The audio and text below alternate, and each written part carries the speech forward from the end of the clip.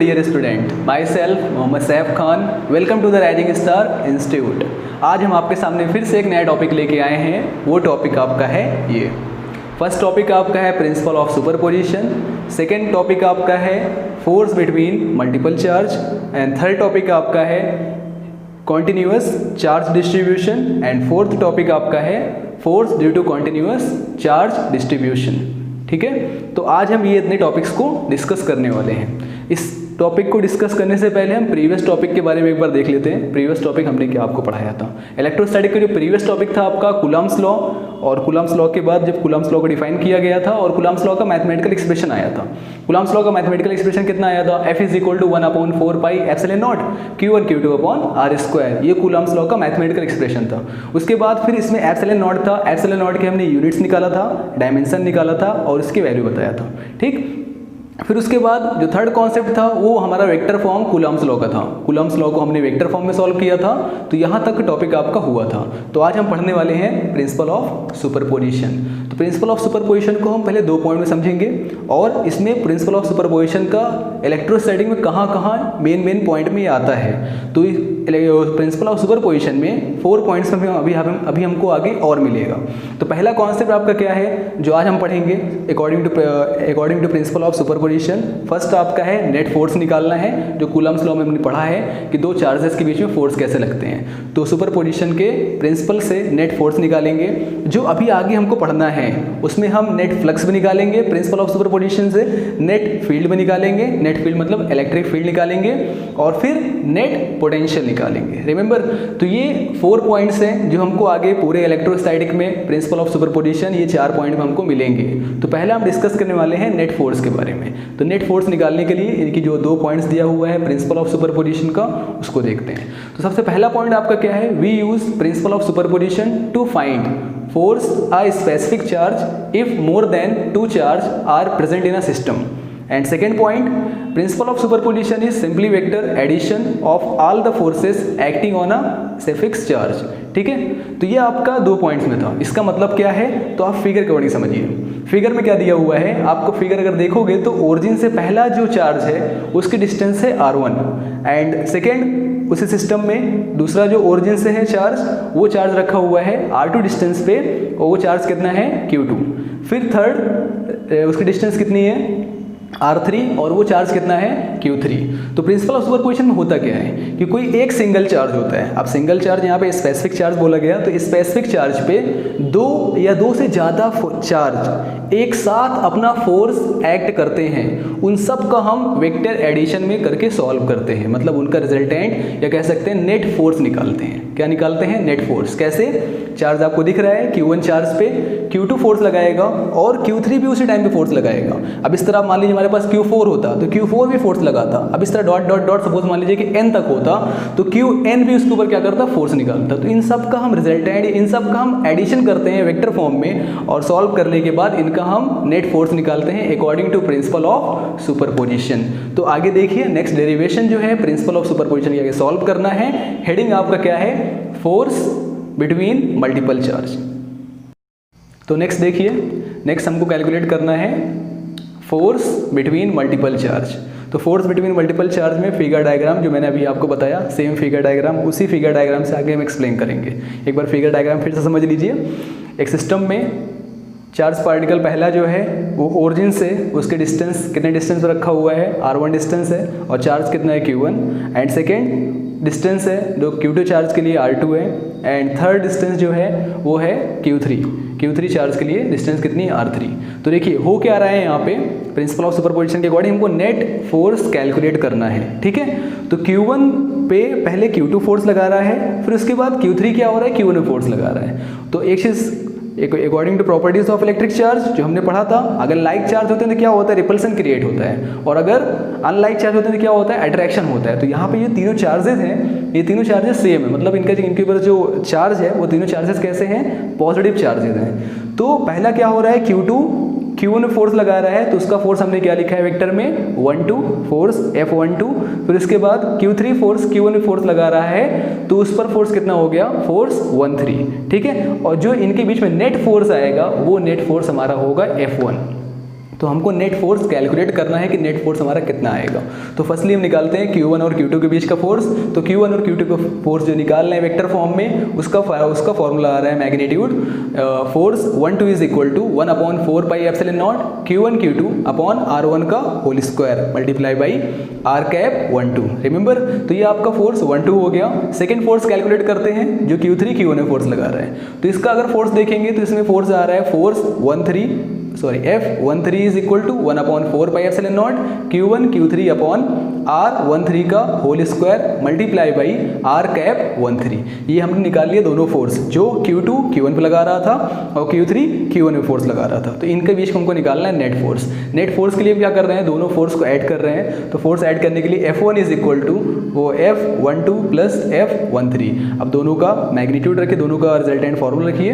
जो फार्मूला आया है वो फार्मूला कितना आया, 1/4 epsilon naught Q1 Q2 upon R1 का स्क्वायर R12 का स्क्वायर और कैप में कितना है R1 कैप। ठीक है, तो सेम इसी तरह दोनों के वैल्यू रखेंगे। दोनों के वैल्यू रखने के बाद हमको यहाँ पे एक चीज़ तो कॉमन दिख रही है, वो क्या चीज़ है, 1/4 पाई एप्सिलॉन नॉट। तो 1/4 एप्सिलॉन नॉट कॉमन हो जाएगा।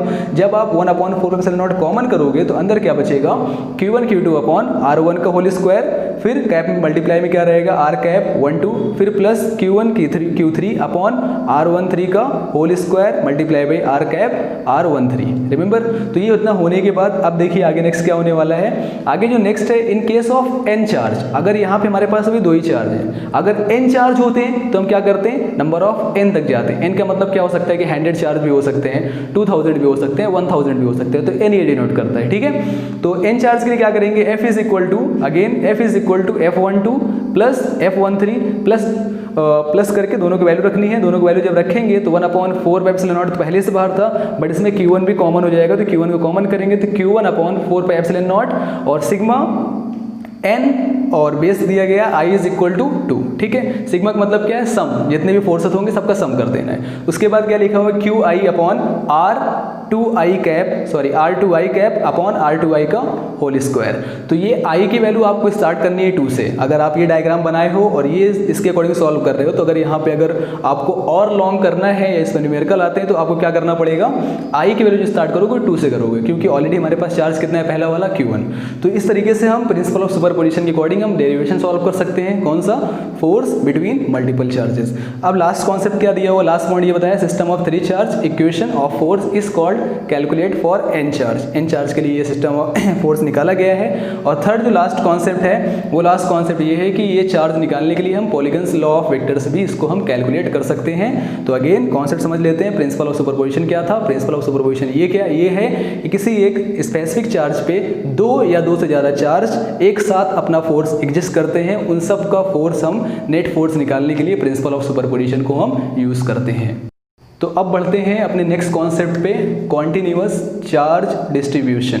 तो कॉन्टिन्यूअस चार्ज डिस्ट्रीब्यूशन में जो सबसे पहला पॉइंट मैंने लिखा है, इसमें आपको मैं ये शो कर रहा हूँ पहले कि जो continuous charge distribution is similar to the continuous mass distribution in mechanics में आप मास डिस्ट्रीब्यूशन के भी टॉपिक में वहाँ पे आप देखे होंगे, जो मास डिस्ट्रीब्यूट होता है वहाँ पर वो 3 तरीके के डिस्ट्रीब्यूट होते हैं, जिस तरीके से यहाँ पे चार्ज डिस्ट्रीब्यूट होंगे।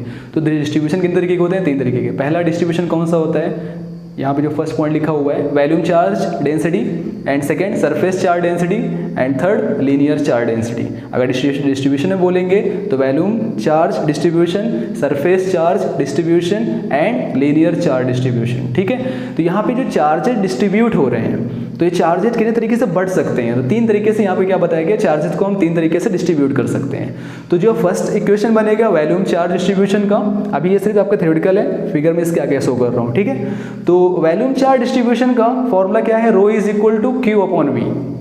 रो इज अ डेंसिटी, ये वॉल्यूम चार्ज की क्या है, डेंसिटी है। Q क्या चीज़ है, चार्ज, V क्या है, वॉल्यूम। ओके, तो अगर हम यहाँ पे कभी भी आप डिस्ट्रीब्यूशन जब सॉल्व करेंगे अभी आगे डेरिवेशन में, तो डेरिवेशन में क्या होता है कि हम स्मॉल टर्म में लेके सॉल्व करते हैं। स्मॉल टर्म मतलब क्या, आप देख रहे हो चार्ज पहले Q लिखा था, फिर उसके बाद उसमें क्या लिखा गया, dQ का मतलब क्या होता है कि जस्ट मान लीजिए एक पूरा वॉल्यूम है, उस वॉल्यूम में बहुत सारे चार्जेस हैं, तो उन चार्जेस में क्या होगा, हम एक स्मॉल सा पॉइंट लेकर के, स्मॉल सा वैल्यूम लेकर के हम उसको फाइंड आउट करते हैं। तो ये स्मॉल टर्म में लेकर के सॉल्व करना है। जब आप स्मॉल टर्म में लेकर सॉल्व करोगे तो पहले क्रॉस मल्टीप्लाई करते हैं, तो क्रॉस मल्टीप्लाई किए हुए हैं, dQ is equal to rho into dV।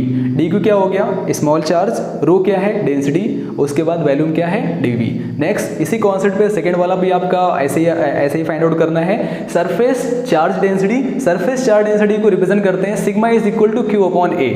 Sigma is equal to Q upon A. Again what is sigma? Sigma is surface charge density. Surface charge density को सिग्मा से represent करते हैं। Sigma is equal to Q upon A. What is Q? Q is a charge, A is a area. Again ठीक है, इसको भी हम small term लेके सॉल्व करेंगे। एक बड़ा सरफेस है, उस सरफेस में हमको क्या करना है, स्मॉल सरफेस को लेकर के हमको आगे डेरिवेशन में ऐसे यूज करना पड़ेगा और इसमें न्यूमेरिकल भी आते हैं जिसको हम इंटीग्रेशन के मेथड से हम सॉल्व करेंगे। ठीक है, तो स्मॉल टर्म में अगर हम लिखते हैं तो स्मॉल टर्म में क्या होगा, D Q is equal to sigma into D A. D Q क्या हो गया? Small charge. डी ए क्या हो गया? स्मॉल एरिया, मतलब स्मॉल सरफेस चार्ज। ठीक है, अब आते हैं थर्ड क्या है? Linear charge distribution. Linear charge distribution को लैम्डा से रिप्रेजेंट करते हैं। This is a density, linear charge density. Linear charge density क्या है? लैम्डा।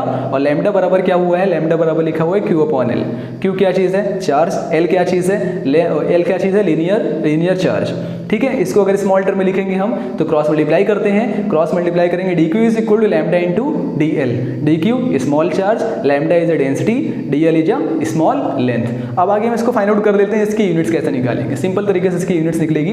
तो देखिए पहला फॉर्मूला क्या है? Rho is equal to Q upon V. Remember, rho is equal to Q upon V. Charge का क्या होता है? कूलम। वॉल्यूम का मीटर क्यूब। कैसे मीटर क्यूब आया? तो वॉल्यूम का फॉर्मूला याद करिए, length into breadth into height, M into M. How much? M cube. ठीक है, तो पहली असाइनमेंट किसका आ जाएगा? VCD का मतलब है वॉल्यूम चार्ज डेंसिटी। ठीक है, वॉल्यूम चार्ज डेंसिटी की जो ऐसा यूनिट है वो पहला क्या आएगा? Coulomb per metre cube. इसी तरह हम सेकंड निकालेंगे सरफेस चार्ज डेंसिटी का। सरफेस चार्ज डेंसिटी निकालेंगे तो इसमें आएगा coulomb per metre square. Metre square कैसे आ गया? तो याद करिए एरिया का formula, length into breadth, metre into metre, कितना आ जाएगा? Metre square. Next and last linear charge density का ऐसा यूनिट क्या आएगा? लेंथ में है तो सिर्फ m होगा, तो इसका क्या आएगा? Coulomb per metre. तो ये आपका हो गया ऐसा यूनिट। ये चार्ज डिस्ट्रीब्यूशन का शॉर्ट आप अपने नोट्स में लिख सकते हैं कि कितने तरीके के चार्ज डिस्ट्रीब्यूशन होते हैं। तो 3 तरीके के डिस्ट्रीब्यूशन होते हैं और इसका फॉर्मूला और स्मॉल टर्म में लेकर के हमको आगे डेरिवेशन में सॉल्व करना है। अब देखिए आगे नेक्स्ट इसका डायग्राम। तो अब आगे देखिए जो फिगर डायग्राम है, ये फिगर डायग्राम चार्ज डिस्ट्रीब्यूशन का जो सबसे पहला फिगर डायग्राम ये आपको दिख रहा है, लीनियर चार्ज डेंसिटी का फॉर्मूला, लीनियर चार्ज डेंसिटी का डायग्राम है। एंड सेकंड डायग्राम जो आपको दिया हुआ है सरफेस चार्ज डेंसिटी का। एंड थर्ड डायग्राम आप देखिए वॉल्यूम चार्ज डेंसिटी का। तो ये तीनों डेंसिटीज़ का फिगर डायग्राम है। इस फिगर डायग्राम को आप अच्छे से ड्रॉ कर लीजिएगा अपने नोट्स में। और इसमें सारे पॉइंट्स दिए हुए हैं जो मैंने आपको स्टार्टिंग में कहा कि लीनियर चार्ज को लैम्डा से रिप्रेजेंट करते हैं, सरफेस को सिग्मा से, वॉल्यूम को रो से।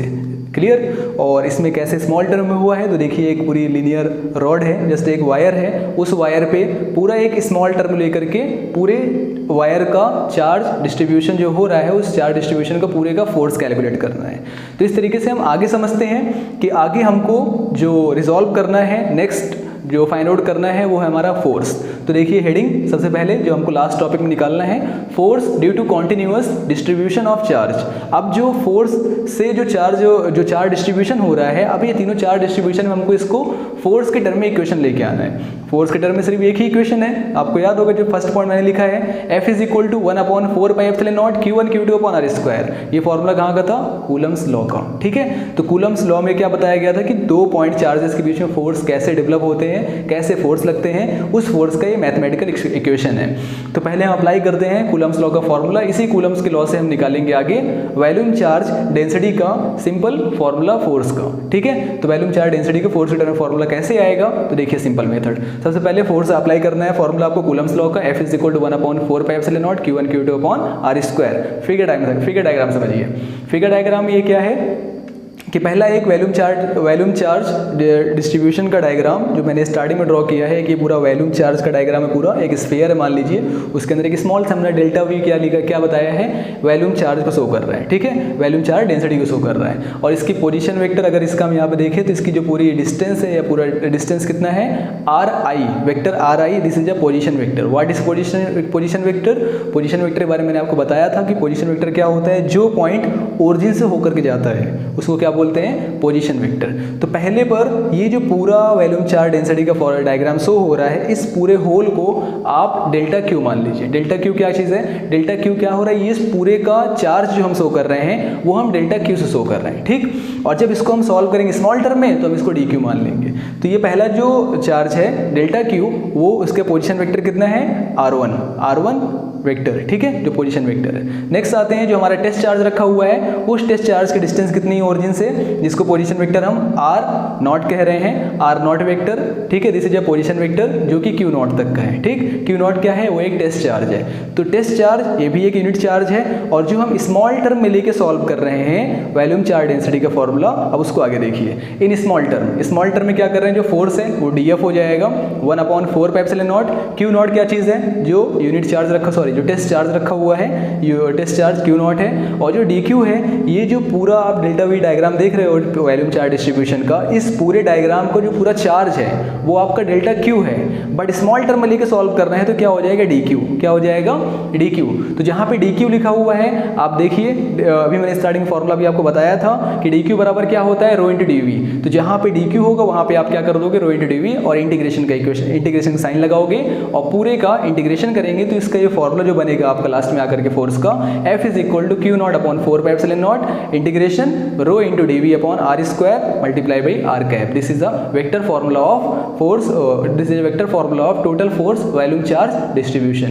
ये वॉल्यूम चार्ज डिस्ट्रीब्यूशन का सिंपल फॉर्मूला है जो हम फोर्स के टर्म में निकाले हैं। बहुत सिंपल से इक्वेशन है, सिर्फ आपको इतना याद रखना है, ये कूलम्स लॉ की इक्वेशन से निकालना है फोर्स, और फोर्स का फॉर्मूला आपको पुट करना है। इस पूरे डायग्राम में जो आपको डेल्टा V दिख रहा है, इस पूरे को आप डेल्टा Q मानना। डेल्टा Q मानने के बाद इसको स्मॉल टर्म लेके सॉल्व करना है। स्मॉल टर्म बराबर क्या लिखा हुआ है? DQ बराबर रो इंटू DV, ठीक है। तो जहाँ पे DQ होगा वहाँ पे आप रो इंटू DV करोगे, बट आप इंटीग्रेशन का साइन लगा दोगे। इंटीग्रेशन साइन लगाने से क्या होगा कि इस पूरे चार्ज, ये पूरा जो डायग्राम आपको दिख रहा है, इसमें जितने भी चार्जेस हैं, पूरा होल चार्ज एक बार में आप कैलकुलेट कर लेंगे according to equation of integration, okay. Next समझते हैं जो हमको निकालना है total force linear charge distribution का, ठीक है। अगेन डायग्राम में सिर्फ चेंजिंग ये करना है कि आप डायग्राम देखिए। पहले डायग्राम में क्या हो रहा है कि जो फर्स्ट लीनियर चार्ज का जो पूरा होल चार्ज शो कर रहा है डेल्टा Q, उसकी डिस्टेंस कितनी है ओरिजिन से?